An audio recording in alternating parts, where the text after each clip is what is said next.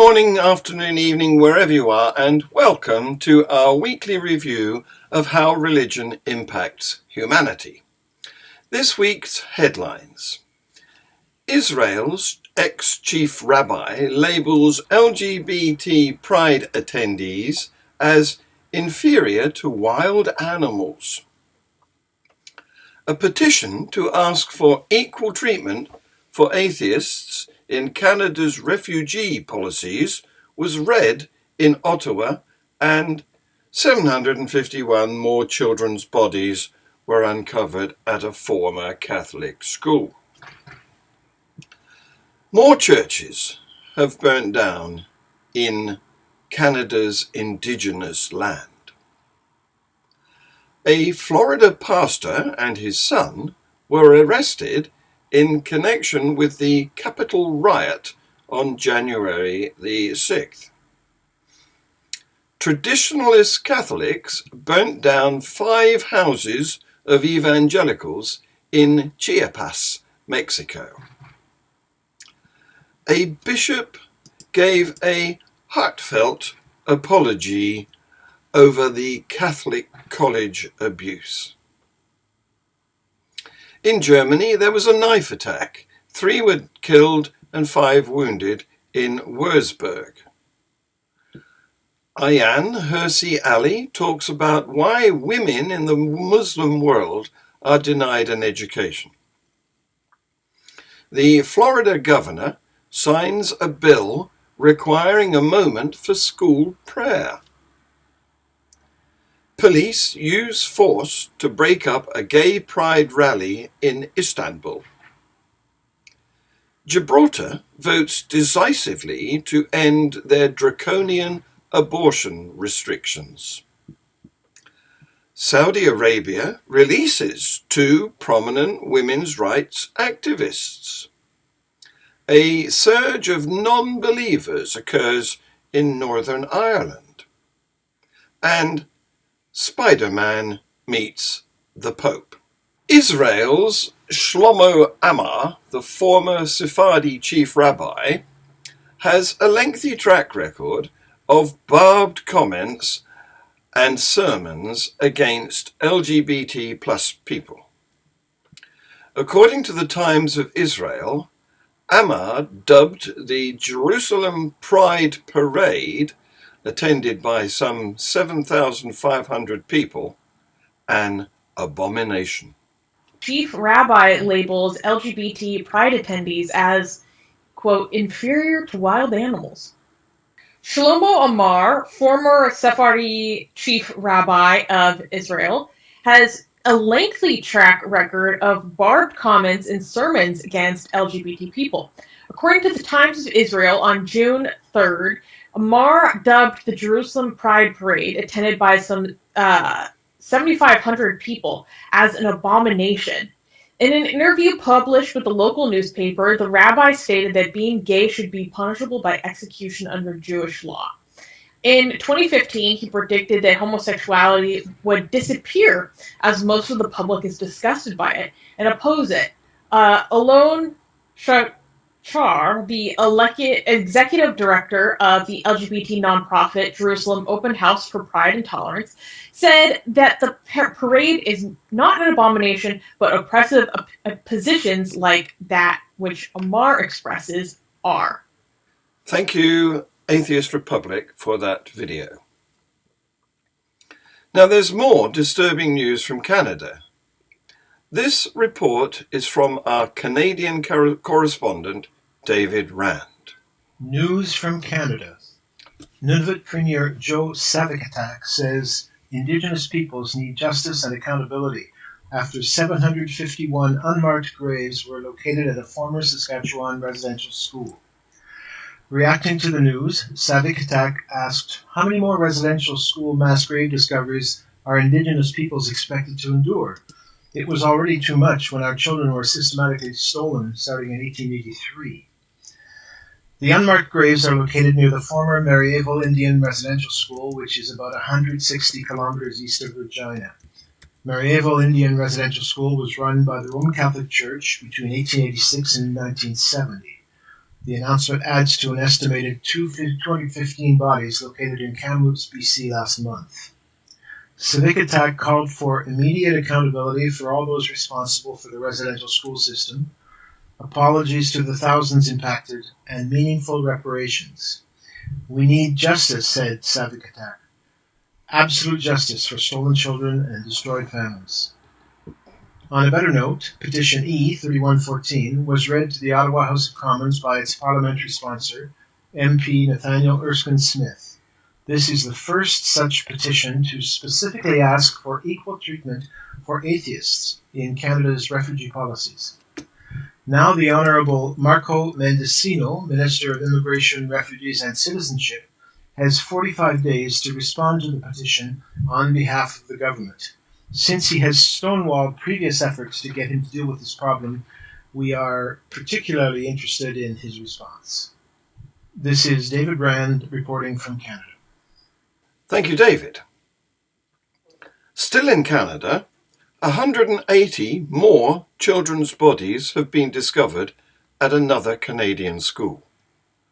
This issue will not go away, despite Prime Minister Justin Trudeau issuing a formal apology back in 2017.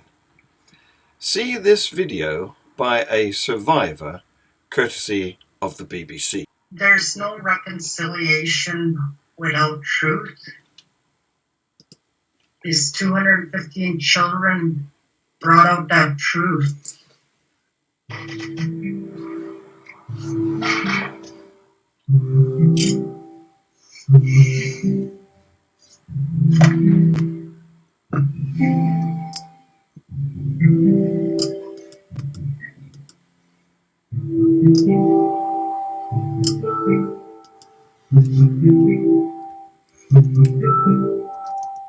The psychological and the mental abuse in there was very traumatizing on my self-esteem and my identity.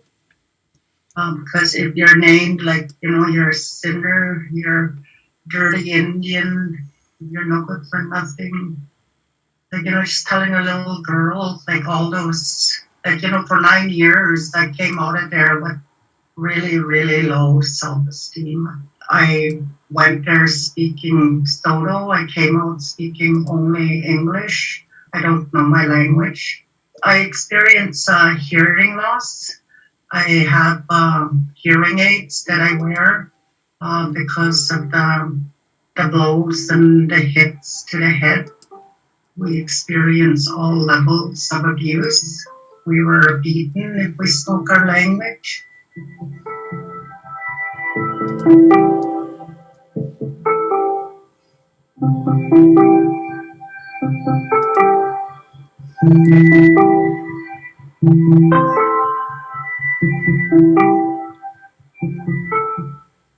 Of course, we also know that residential schools were only one piece of a larger colonial system, and the work to right these wrongs, both past and present, is far from over.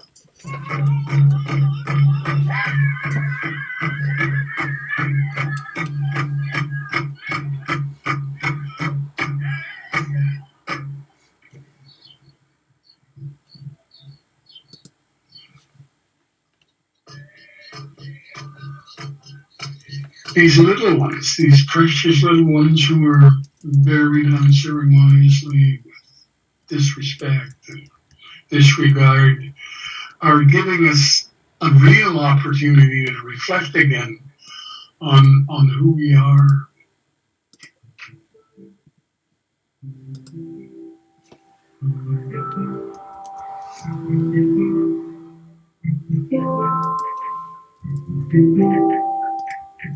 For the Roman Catholic Church to continue not to apologize, I think will be a crime. They have to apologize. I'm talking about the Pope now. It was in 2016 I wrote a message to Pope Francis, and it was sent to him, and we never received a response back. As a Catholic, I am deeply disappointed by the position that the Catholic Church has taken now and over the past many years. My experience in residential school, I carried it alone for a long time. I never shared with my children or my family or even with my siblings. There's stories yet that haven't been heard. And now is the time. The world's watching. Canada needs to be held responsible. That was one of our long feature reports. Further south, in Florida, USA, a father and son pastor duo have been arrested for their part in the Capitol riot on January the 6th. This is from our US correspondent, Jason Fry. A father and son pastor duo are the most recent accused Capitol rioters to be arrested and charged over their participation in the January 6th insurrection. James Jim Cusick and his son Casey Cusick, who both serve as pastors at Global Outreach Church in Melbourne, Florida, as well as a member of their congregation, were arrested on Thursday, according to charging documents. In late January, the FBI received an anonymous tip that James was inside the Capitol Rotunda during the Capitol attack. On March 26, the agency received another tip from a different individual alleging that both James and his son Casey had traveled from Florida to Washington to attend then-President Donald Trump's rally. The tipster said the pair was accompanied by another individual known to law enforcement as David Lesperance, and the three had entered the Capitol during the riot and taken videos and pictures, according to charging documents. In the days following, authorities received another tip regarding Lesperance, prompting task force officers to interview the man.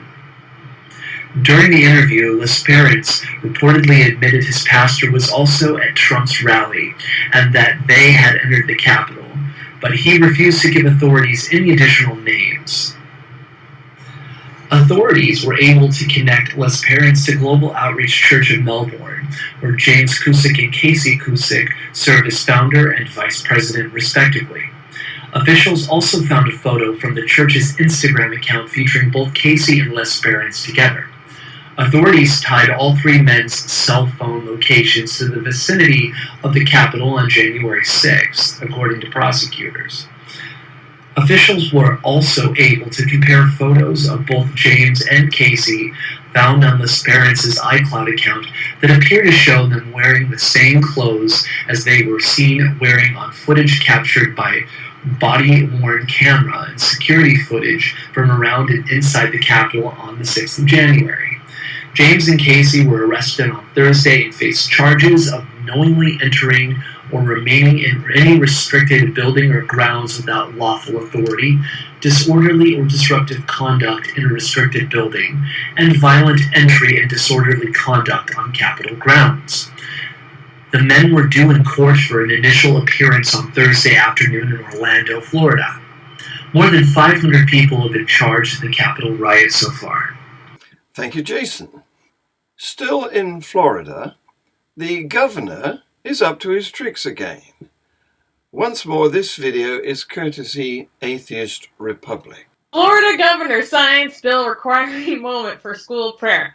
On June 14th, Florida Governor Ron DeSantis attended a South Florida Jewish temple to denounce anti-Semitism and stand with Israel. The Republican governor cloaked himself in religion while signing two bills into law.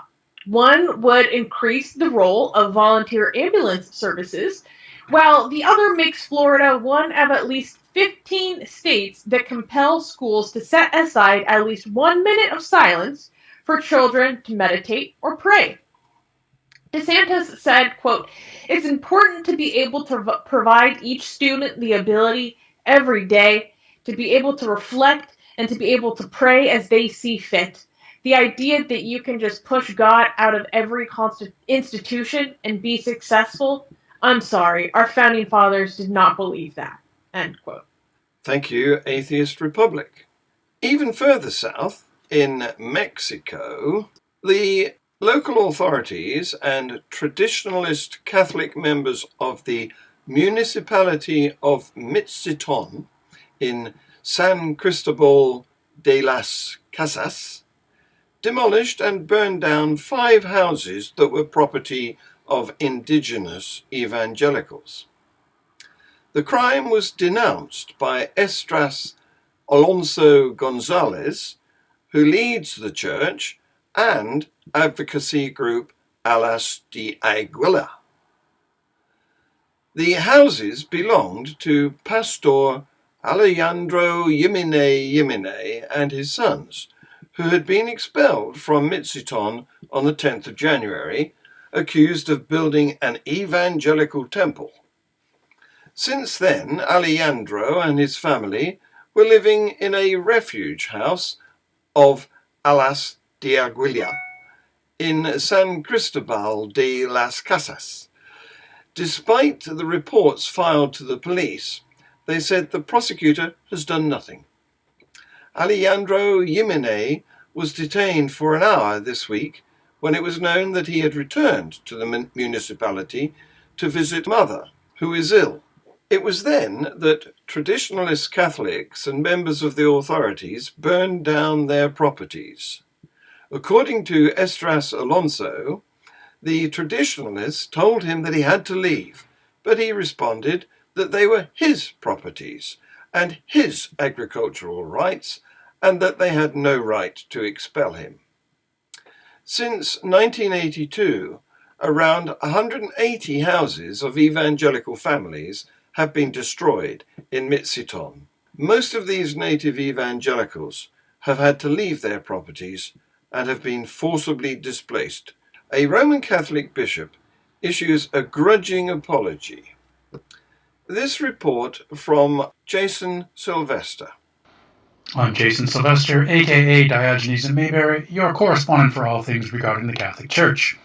Last week, it was revealed more boys were sexually abused in the 60s and 70s, this time at a seminary to train priests in the UK county of West Yorkshire, when the Bishop of Leeds, Marcus Stock, apologised to the victims. Note, it was not the seminary who apologised, despite the bishop's attempts to get the fathers, now known as the Camboni Order, to do so. Stock's apology resonates with true remorse, something seldom seen from the Vatican hierarchy in the ongoing revelations of systemic abuse. The men appreciated the apology, noting that their complaints had been ignored for decades. In my last report on canon law changes, I noted it only became a crime within the Vatican for bishops not to report cases of abuse regarding the history behind the Church's belief that it's above secular law. It is precisely the attitude instilled by this belief which will prevent the much-needed institutional changes to this crisis. Reform threatens centuries of Vatican propaganda about its authority, threads it fears to pull, so it resists, so nothing ever changes. I will leave off with the wisdom of Hitch, who was clearly right in this clip, and the rightly outraged Stephen Fry. There'll come a time when the Church will issue apologies and explanations and half-baked appeals for forgiveness for things it's still doing. The Galilean carpenter, that Jew, they would kick him out before he tried to cross the threshold. He would be so ill at ease in the church. What would he think? What would he think of St. Peter's? What would he think of the wealth and the power and self-justification and the weaving apologies?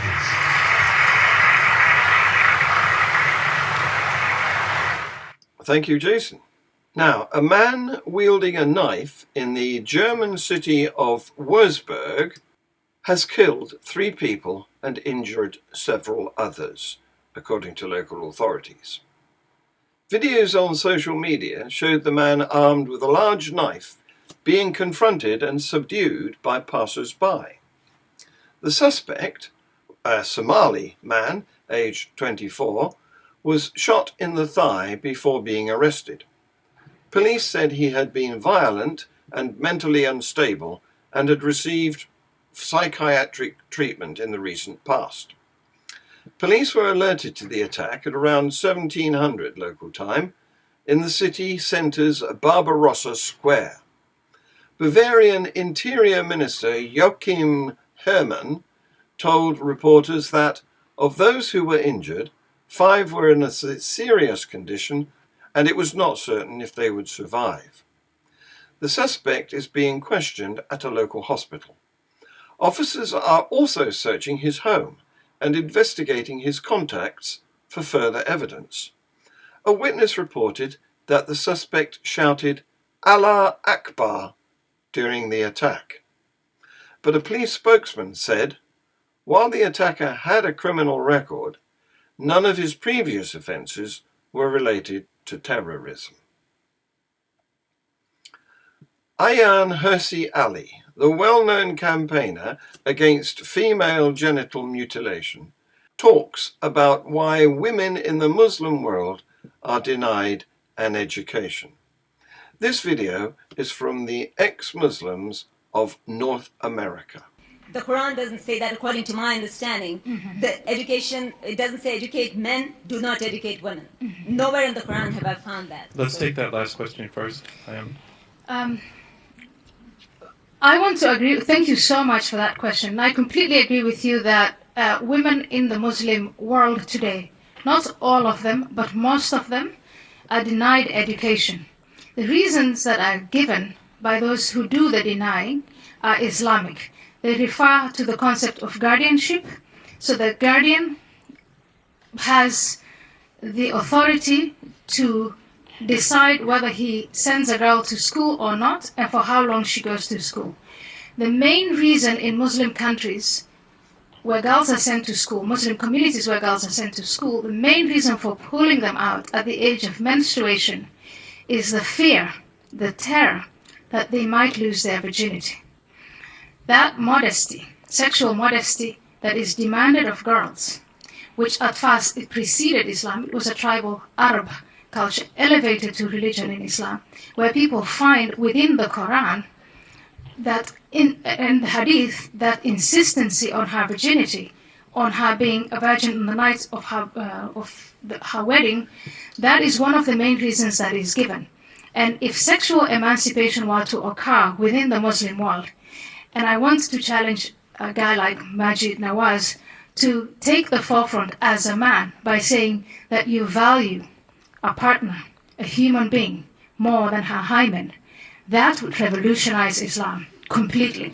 Girls would go to school, they would be independent, they would be able to articulate what their rights are, and more importantly, they could make Islam a religion of peace because they would bring their boys up to be employable, to be educated, and to renounce suicide, killings, and martyrdom. Uneducated mothers are mothers whose children, whose boys, bad guys can take advantage of. What a powerful speech. Police in Turkey have fired tear gas at demonstrators at a gay pride rally in Istanbul. Gay pride marches have been banned since 2015. This video is from the BBC.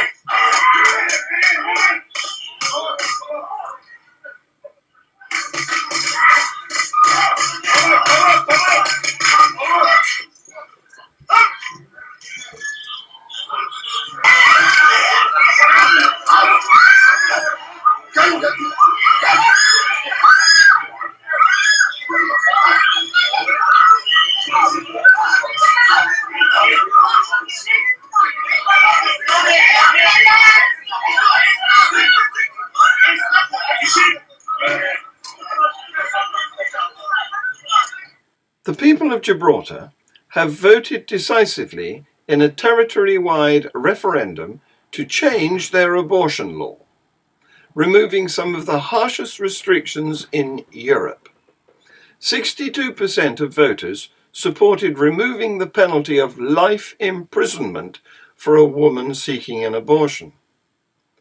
Terminations will now become legally and safely accessible up to 12 weeks of gestation if there is a risk to the woman's physical or mental health.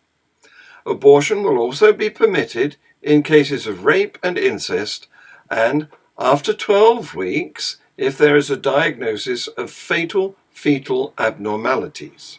Saudi Arabia has released 2 prominent women's rights activists who have been held in detention for nearly 3 years, a rights group has confirmed.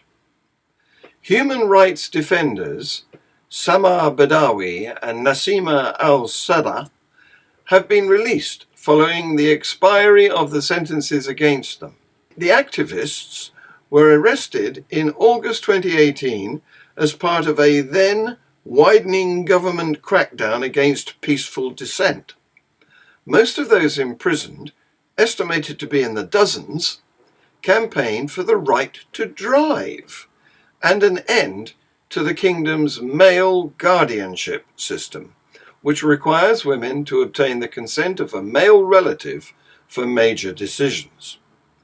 Badawi received the United States International Women of Courage Award in 2012 for challenging the guardianship system, and was among the first women who signed a petition calling on the government to allow women to drive, vote, and run in local elections.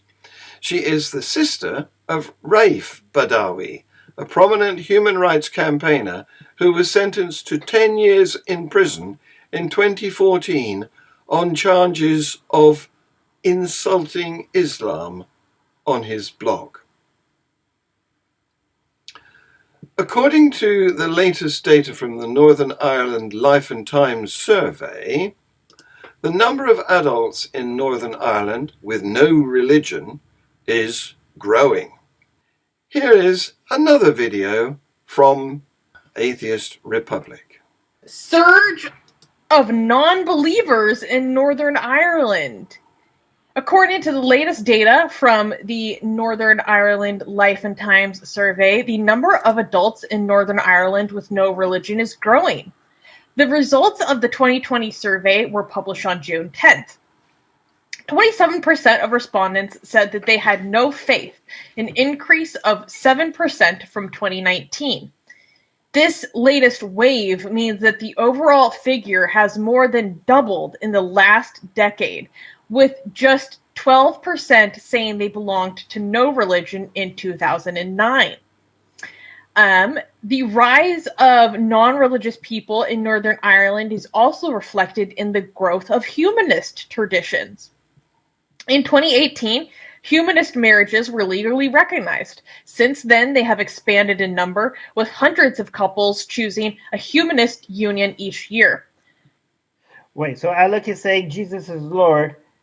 Apparently not in Northern Ireland. Thank you once again, Atheist Republic. Finally, Spider-Man has met the Pope. See this BBC video. Di presentarsi in alcune occasioni come gli unici possessori della verità, i puri, e puntare anche con la calunnia il lavoro svolto dagli altri. Il lungo itinerario dedicato alla preghiera.